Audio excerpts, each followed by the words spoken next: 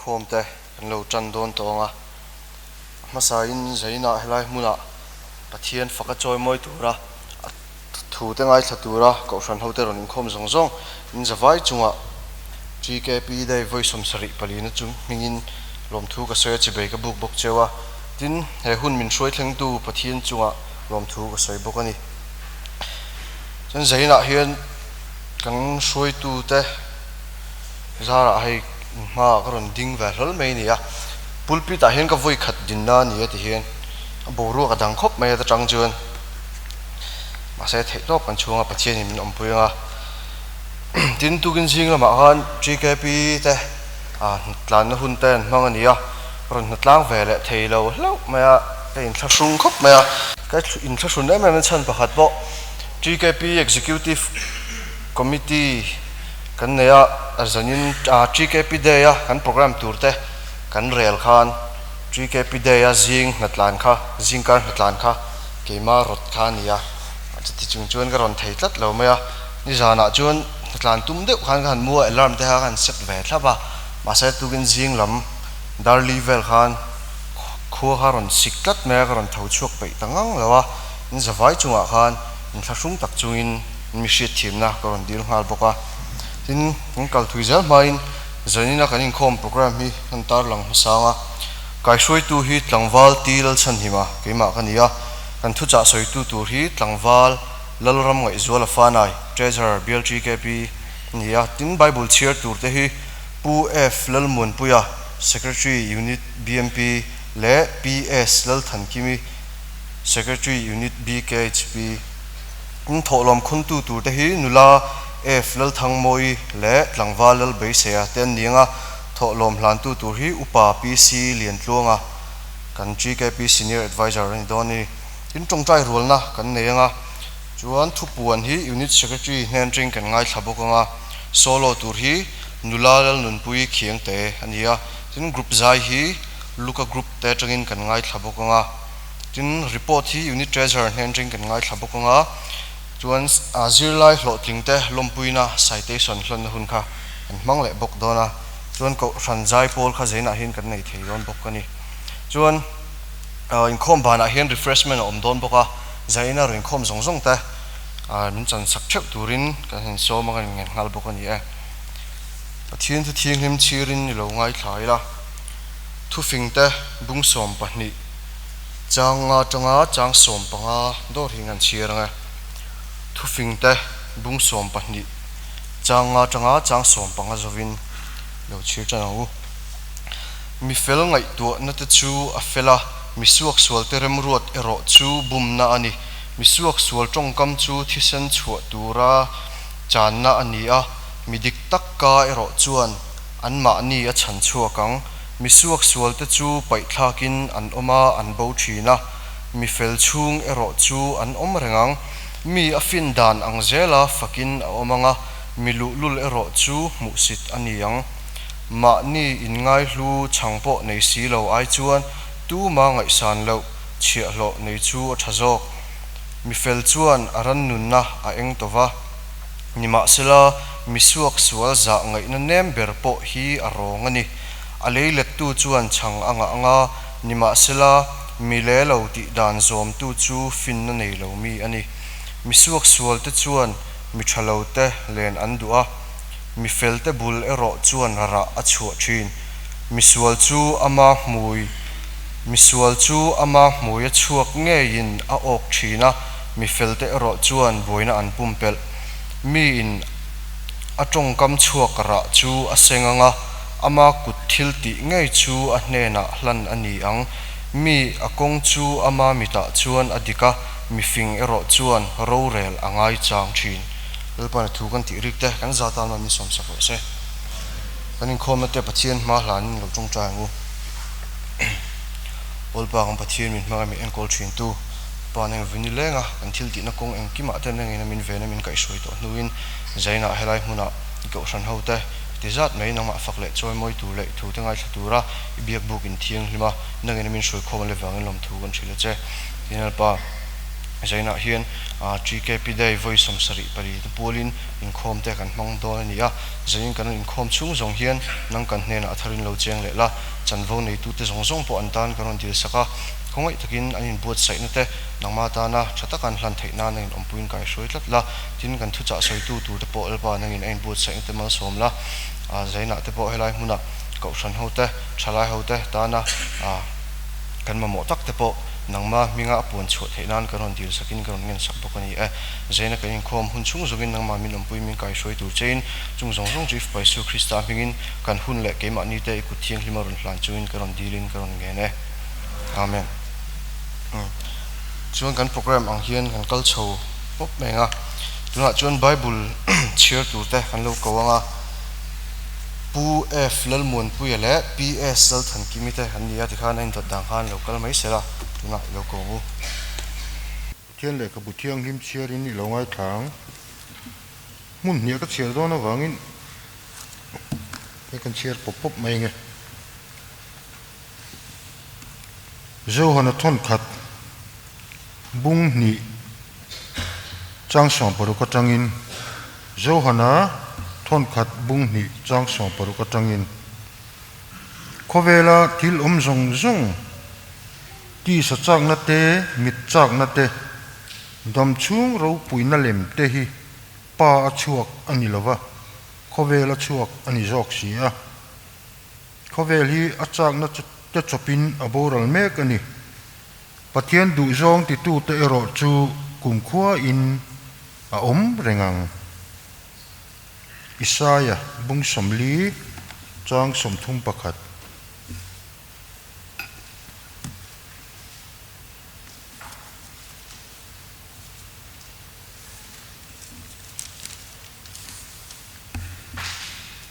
Isaya bung somli chang som hi pakwa tang chiar nge zokina chau ten he na chuan thil ti theina a pe thina chakna reng nei lo ten chu ati chak thin te ro te me po an chawin an ha anga tlangwal te po an tu de rang lalpa hak tu te ro chuan an chakna chu an siam thale anga mupui angin thla in an thok chowanga ha alovin an tlan anga chaw lovin ke in an kalang lalpan na tu kan chiar te zatan malmi som sakro se pathian tu tiang lim chiarin ni longai thang u thu fing te bung khat chang sari atanga chang som pakwa zo hian kan chiaranga bung hia kan pakai don ya tu fing te bung khat chang sari atanga chang som le pakwa lalpa ji hi fin na bulani a ni ma sela mi a te chuan fin na le zirtir na an musit thin ida ikun mi ti lung sia na lam ata ti pe chuan ani sia na la sia tiang ni ko ya chuan kam karwa ma ki zona ro mu ma ki zon chuan lalpa na chang ki lo sia na pathian sia tu chu ki chang chuan na pathian sia te dal man ka sa ta na ni chu te o te thiên về ta làm con nào này vậy rồi bài của cha mình chia về nó qua giống như ta là bài của cha mình làm chủ khán là speaker chủ là thị trường làm chia làm cái này mà giống ta là chủ chủ là tăng làm lâu ring tu vậy á bài của cha mình Jeremiah cũng sống là sari trang sari là trang liền anh Jeremiah cũng sống là sari trang sari là trang liền lalpa ring tu arin chan lalpa ni ero chu ai na thole tui kiang thing hun lui kama sungkai kholum lo thing po law lo ana tu shin ring si khokhen poisa lo ra chu chu chong si lo ki ani yam kilim ma chi dai ana thap tap tel kan sa ta lo su su lo sai amen to chong chi fo ko lo ne ha Christian number sama sampai na lalu isu acian ni kan kemudian kongsi ka sokcha dalam ni akan sama so ni raga sakju ni kan chilbek da ka komna kan ne ha chu pa isi len to ha isi ba ju ni so ni na kan sa ni lo ding Christian number sama sampai na sama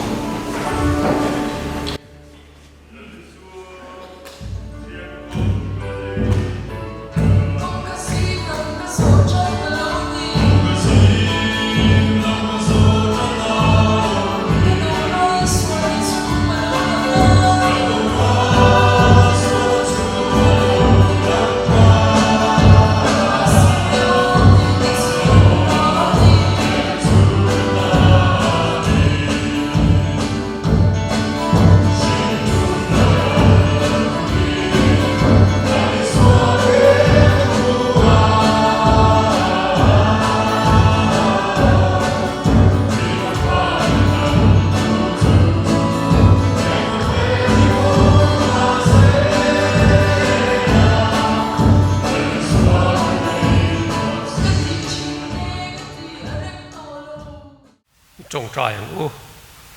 lalpa kan pathian zanina hian tri ke pi dei lom tura sang chal kon tri ke pi unit te po in pu cha na lalpa zanina hian atak min thlen tira imi khruaina masa in lom thu kan khila che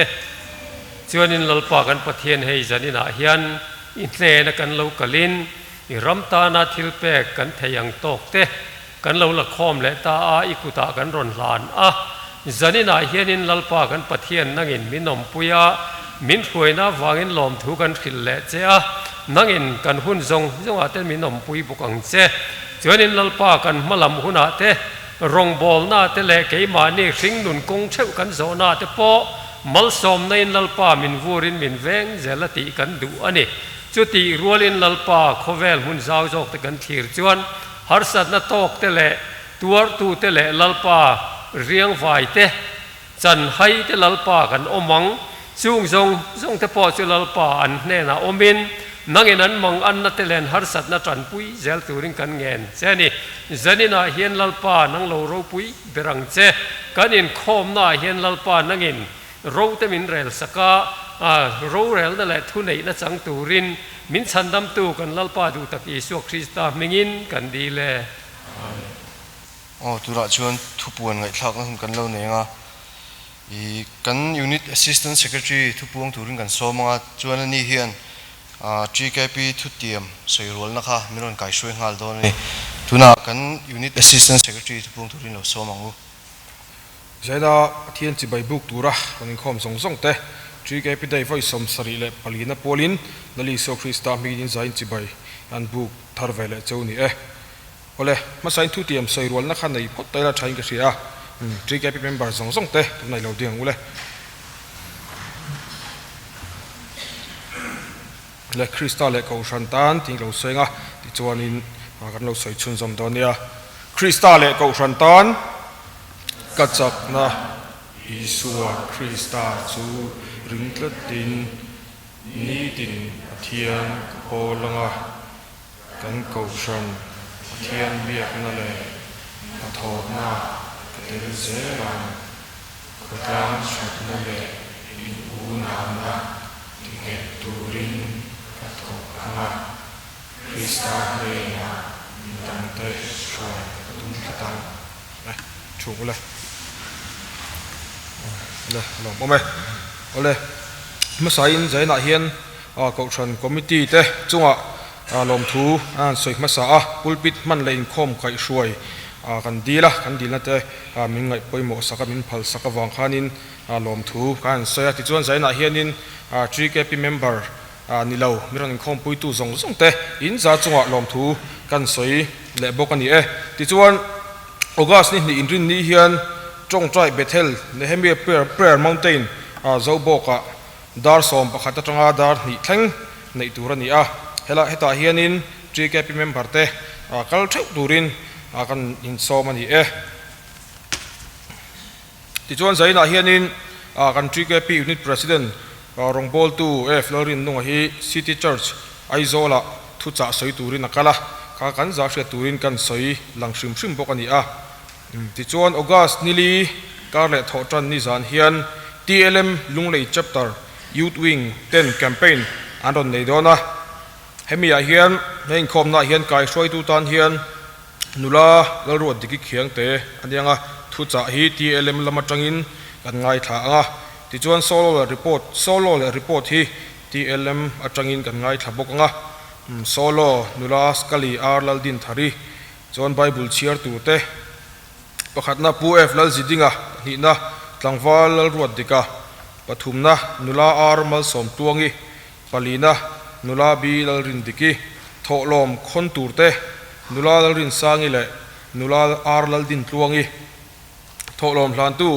upa s rang chuana senior advisor anianga khuang pu hi pu si rolo puya anianga zai hruai rongbol tu f lal rin nunga le nula h lal ding pui ten yanga tlangwal mal som zola pachuaw ten ani don ni ti chuan musician tur te hi keyboardist tlangwal ar zo than puya drummer tlangwal Freddy lal pe khluwa bassist tlangwal h lal tlan lian le guitarist pubi lar chuak moya anianga tong trai rol hi kai hroi tu kuta omanga thupuan unit secretary hena train ombok don ani ti chuan zaina hian group Halloween cheer le taila mathai group te la ban lo pharang ule alo ding zok mai la thang ya thai group zong zong tai lo ding ule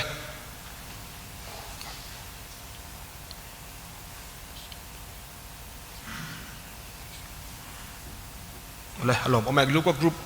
ma marka group te lo ding ule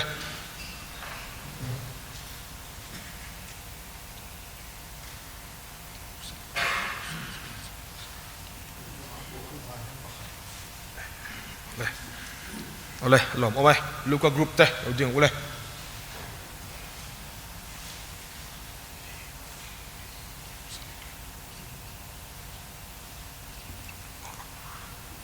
le lom ome zo hana group te ding leila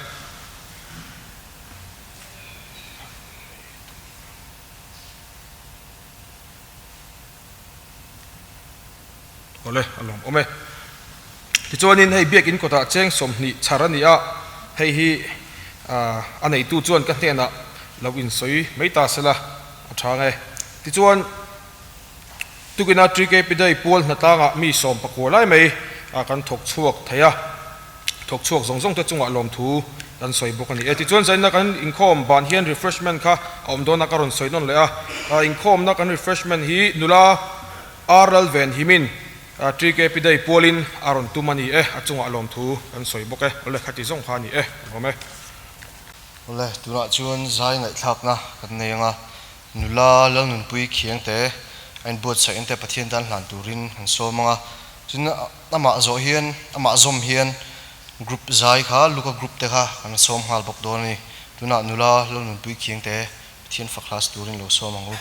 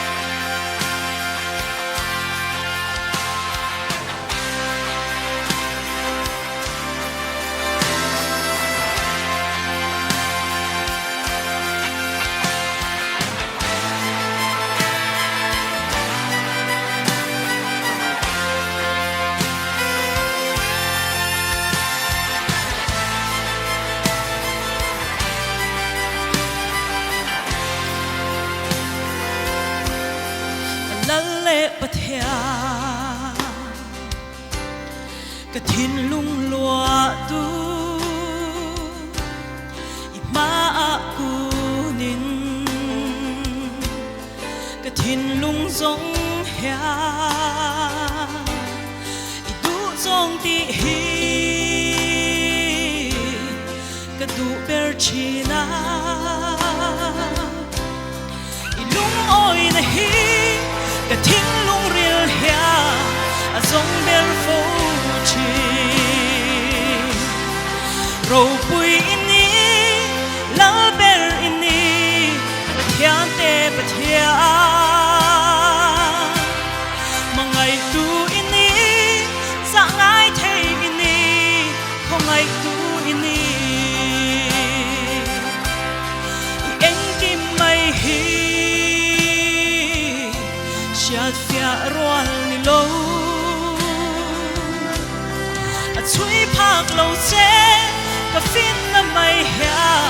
pathian in si i ro pui puana en kim isia ma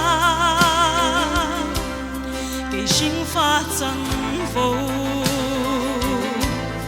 sa tuan chen pui tu nang siam tu ini ke ithil siam mai eng tin hian ni mo soi thiam rual lo va nin mangai mai le ro pui ini la ber ini pathian te pathian mangai tu ini sa ngai thei ini khongai tu ini en kim mai hi siat fia roal ni lo a chui phak lo che ka fin na mai hia pathian in si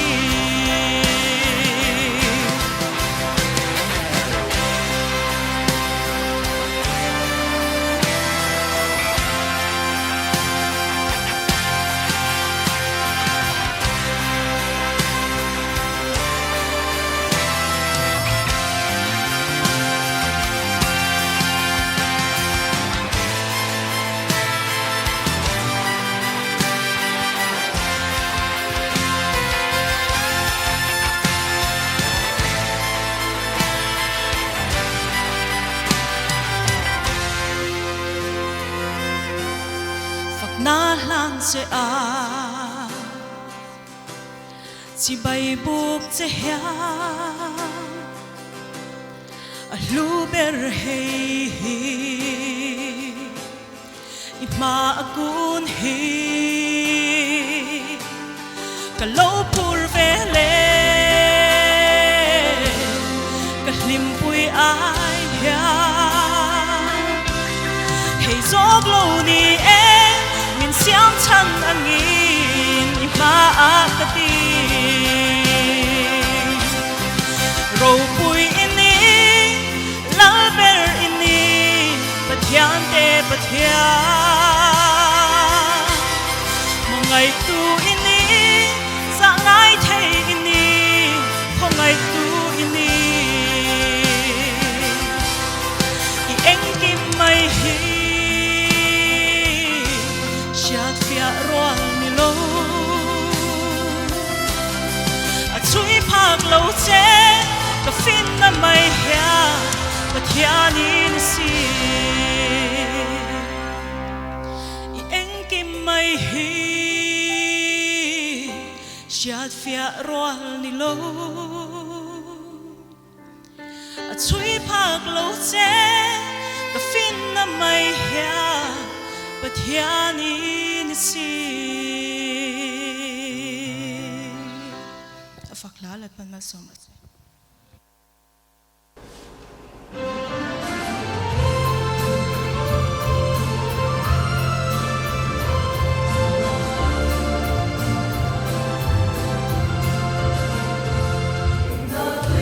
subscribe cho kênh Ghiền Mì Gõ để không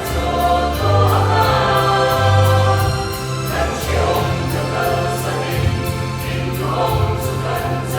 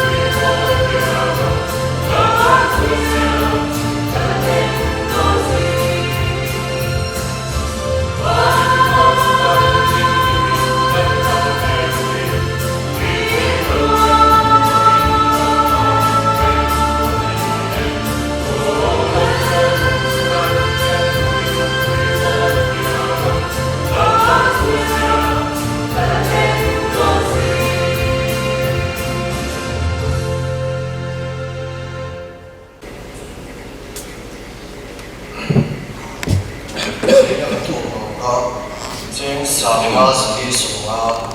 sanga sari sunga na chu chung chai hoi nam tham lo na lo kin thei nan pahni na MGK Pirorel sang ni som ni le paruk dol tu tur Longtlai North Pastor BL tan pathumna rui hlo ngai tele azwar tu te tan anin siam that ngai theinan kan tong trai sak bok nga tin palina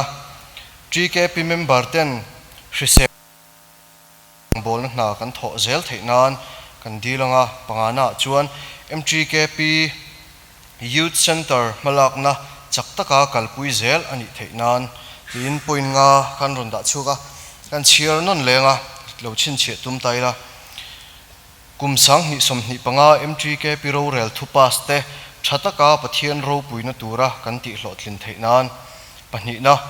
MGK Pirorel sang ni som ni paruk dol tu tur Longtlai North Pastor Bieltan pathumna rui hlo ngai tele azwar tu ten an sim theinan palina GKP member ten hrisel na thatak nei chunga rongbol na hna kan tho zel theinan pangana MGKP Youth Center malakna chaktaka kalpui zel ani theinan tikhani point nga nia tuna kan subject te ringin kan zawain pathian ma kunin lo tong chai ngu tuna chuan treasure report kai thak na hun kan lo nenga kan unit treasure kha report paturin lo so mangu anin chu le tha ti ang tin report ang pedoni kan opening balance si cheng singa sangsari zariat le pani ania ti chuan tung kumina tana kan budget ceiling hi cheng nuai khat singa le cheng nuai khat singkwa sanga ani e ti chuan plan ti hlotlin hi kan nei ven wal to kan plan ti hlotlin nana kan sumhan hi cheng nuai khat sangrup chani somriat ani a ti chuan kan plan ti mabak kan la nei atana kan sum kan la mo zat hi cheng sing riat sang riat jasari le somni ani a ti chuan kan sum lak lu to zong zong hi cheng nuai khat singli sangrup somli le pasari ania ti chuan kan sum han chua to na zong zong an expenditure hi cheng nuai khat singa sangrup za somthum le panga ania ti chuan tuna kuta kan kol me kan balance nei za thi cheng singli sangsari jasari le som pali ani e ti chuan unit hianin apum ho pa sum lak lu nei kan nei tam vak lawa kan halak na then khat lem kan tar lang nge unit in sum tuk nan arvul kan rela ti chuan ar hi zale som ni cheng sangriat zali in kan la a ti chuan camping committee le Sunday school committee in min le saka unit in kan share boka mimal hne na kan shat na na vain cheng singkat sangkwa somriat kan huwa ti chuan kan arvul na tanga kan hlephi cheng singkhat zaruk le somriat ani e tlomnga ya ar min bul saktu tele min le saktu te zong zong chong han unit ayon lom thu kan sei bok ani e chuan ganan shiat tanatan electric bill atanga kan hlephi thlathing kan kon thina kan hlep bi ka hi achia chuna soi thei lawa cheng sang hi atanga sang hi zanga hi thlathing kan hlep be thin kan lu thin ani ti chuan ngen na han siam do oma electric bill khon tu te tan ai i poisa hi kan donin kan lak phim phurangai hleya achia hi lom le zeu thina hi boi thlaka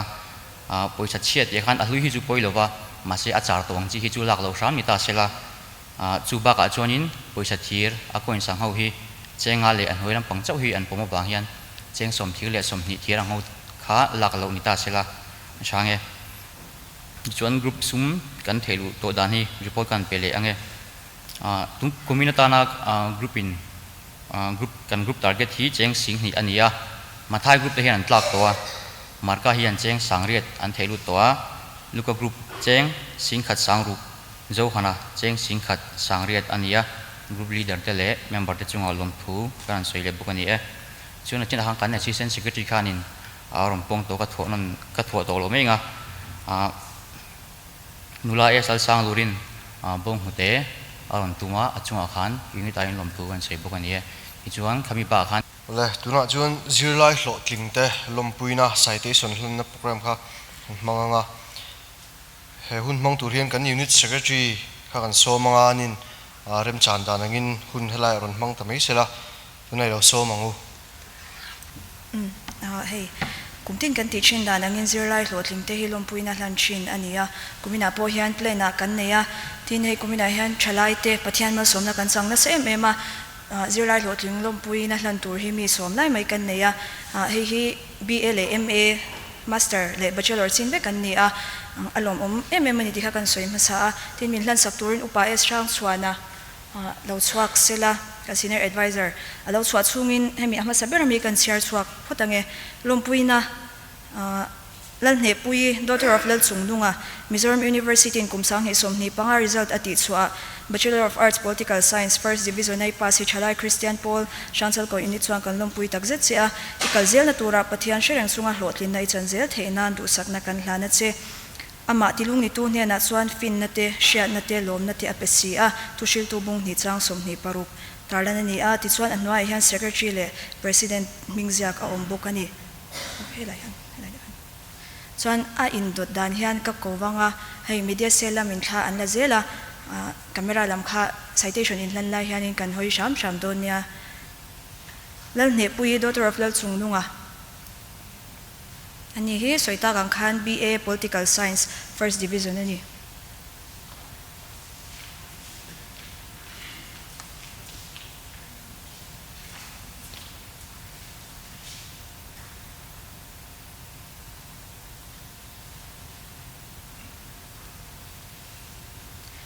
Arlel din tluangi daughter of Lel Ro Chungi BA English First Division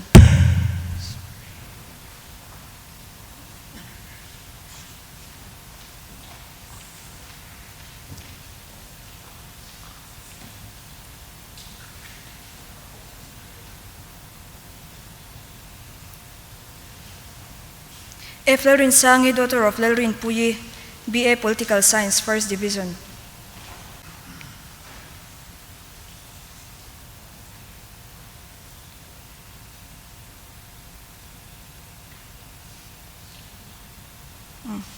Kaka BA lotina changkan neite ni a tuna chuan F Vanal Ruati daughter of F Lal Muan Puya MA Political Science First Division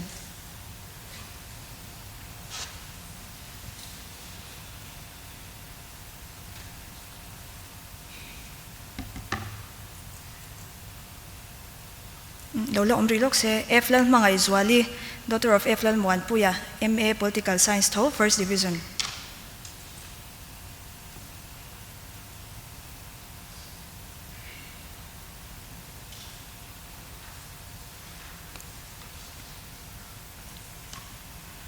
Chuan lalrua deki khiang te daughter of Kelal Biak Sunga late MA Political Science First Division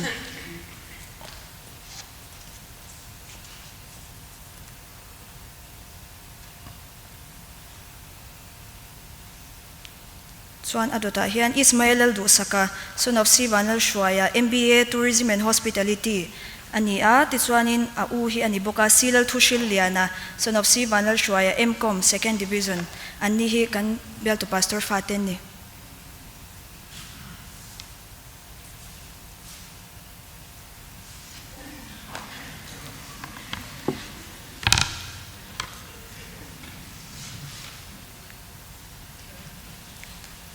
Chuan S. Thermal Som Kimi, daughter of Lalrin Oma, MBA Logistics Supply and Chain Management First Division ani a Jacob Malsom Lua, son of Lalrin Oma, MBA Digital Marketing First Division ani boka an unaw hin omlova kung ngayon upa tilom kung akhan min lak sak the chuan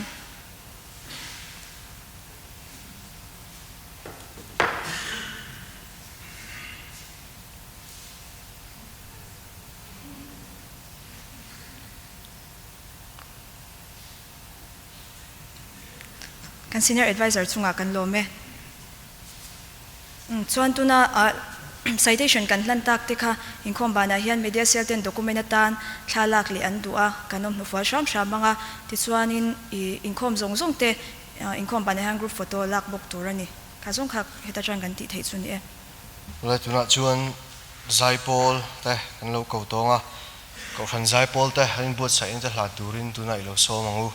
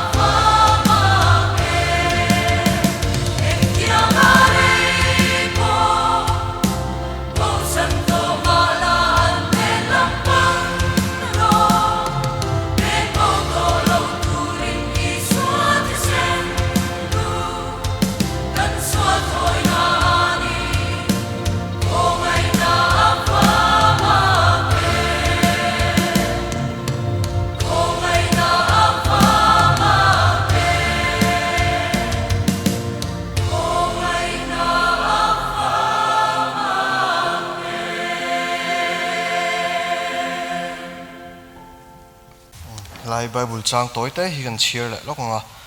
Jeremiah bung som pasari chang som na hi Jeremiah bung som pasari chang som na keilal pa hi mitin an dan ang zel le an thil ti ra ang zela petura ril ru en chuak tu thinlung fia tu kani athu kan ti rik tak te kan ngai thak tak te le fakla kan ngai thak tak te kan zatan palmen som sak chho ro se tuna chuang kan thu cha soi tu kan lo ko to nga ani na top thlengin hunaron mang to do ni tuna so mang u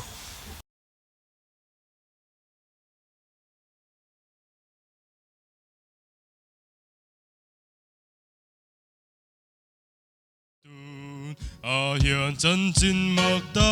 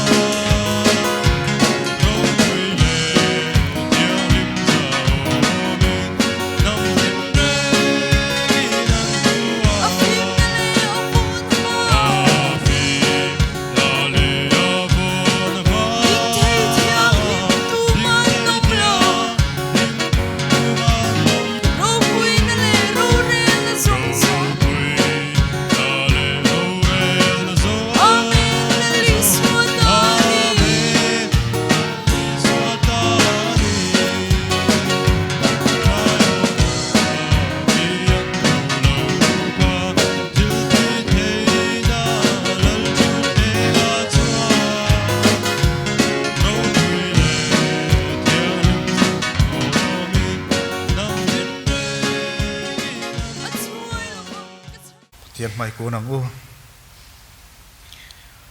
kum som sari palilai mai thalai Christian Paul min lo suaya akut ke trangkaya min lo mangtu kan pathian hena chuan chatuanin ro pui na te choi moi na te om sela chu kan pathian danglam ve ngai lo atan chuan ama ring tu thalai te le ko san ho te hi nipuile holumina ati danglam ve thei lo khipuile ruwa pui karapo danglam ve ngai lo amata na in ser rang ring tu in lo ni theu theina tu ren pale fa pale tharau thiang hlim kan pathian engkim ti theamal som na te akai suaina le zirtina duam tak chu in za te na hian kum khuain lo om sel ro se amen. Hãy subscribe cho kênh Ghiền Mì Gõ để không bỏ lỡ